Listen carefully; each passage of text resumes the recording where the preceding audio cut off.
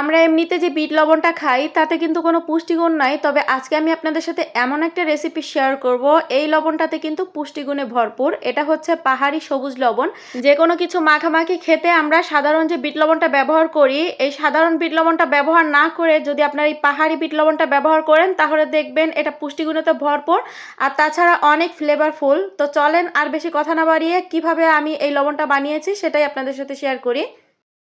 তবে ভিডিও শুরু করার আগে আরও একটা কথা বলে নেই, এই ভিডিওটি যদি আপনাদের একটুও ভালো লেগে থাকে তাহলে শেয়ার করে এক্ষুনি টাইমলাইনে রেখে দেন, তা না হলে ভিডিওটি হারিয়ে গেলে কিন্তু পরবর্তীতে আর খুঁজে পাবেন না। ব্লেন্ডার জগে এখানে দেশি যে রসুন থাকে, এই দেশি রসুনের 2টা রসুনের সম্পূর্ণ কোয়া এখানে নিয়ে নিয়েছি। 1 ইঞ্চি সাইজের একটা আদা ছোট পিস করে এভাবে কেটে নিয়েছি, সেটাই সম্পূর্ণ এখানে দিয়ে দিলাম। কাঁচামরিচ নিয়েছি 4টি আর শুকনো মরিচ নিয়েছি এখানে 2টি। সাদা কালো গোলমরিচ দিয়েছি এখানে 1.5 চা চামচ, তবে আপনারা চাইলে যে কোনো একটাও কিন্তু দিতে পারবেন। 1 চা চামচ ধনিয়া আর 1 চা চামচ দিয়েছি আস্ত জিরা। 2 রকমের লবণ নিয়েছি এখানে, বিট লবণ আর সাদা লবণ দুইটাই এখানে দিয়ে দিলাম। তারপরে 1 মুঠ ফ্রেশ ধনিয়া পাতা খুব ভালো করে ধুয়ে ক্লিন করে ছোট ছোট টুকরো করে কেটে নিয়েছি, এতে করে ব্লেন্ড করতে সুবিধা হবে। 1 মুঠ পরিমাণ দিয়েছি পুদিনা পাতা, আর এই সব কিছু একসাথে ব্লেন্ড করে নিব কোনো রকমের পানি ছাড়া। তবে আপনাদের ক্ষেত্রে যদি একটু অসুবিধা হয় সেক্ষেত্রে 1 থেকে 1.5 চা চামচ পানি দিতে পারেন।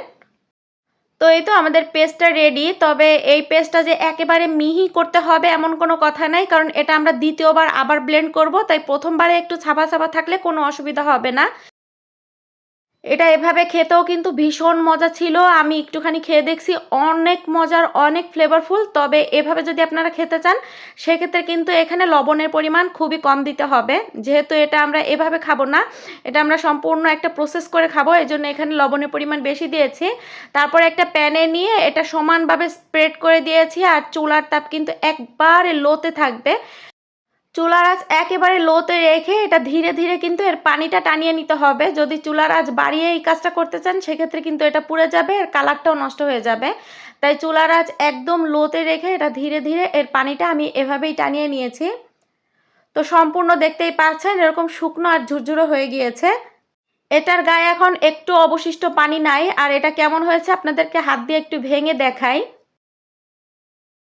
যখন এগুলো মোটামুটি ঠান্ডা হয়ে গিয়েছে, গরম ভাবটা পুরোপুরি কমে গেছে, এ পর্যায়ে আমি সাথে সাথে ব্লেন্ডার জগে আবারও নিয়ে নিয়েছি, আর এটা খুব ভালো করে আবার ব্লেন্ড করে নিব। 1 থেকে 2টা পালস দিলেই কিন্তু এটা একদম মিহি গুঁড়ো হয়ে যাবে। তো এই তো আমাদের পাহাড়ি সবুজ লবণ কিন্তু রেডি, আর দেখতেই পাচ্ছেন এটা কতটা পারফেক্ট, একদম মিহি ঝরঝরা হয়েছে। এখন শুকনো একটা কাচের বয়ামে এটা আমি নিয়ে নিচ্ছি। পাহাড়ি এই লবণটা আপনারা যে কোনো কিছু খেতে কিন্তু ব্যবহার করতে পারবেন, এতে করে ওই খাবারের টেস্ট কিন্তু দ্বিগুণ বেড়ে যাবে। আর চেষ্টা করবেন সব সময় এটা খুব ভালো করে আটকে রাখতে, এর ভেতরে যাতে বাতাস না লাগে, তাহলে আর লবণটা গলে যাবে না, এরকমই ঝুরঝুরে থাকবে।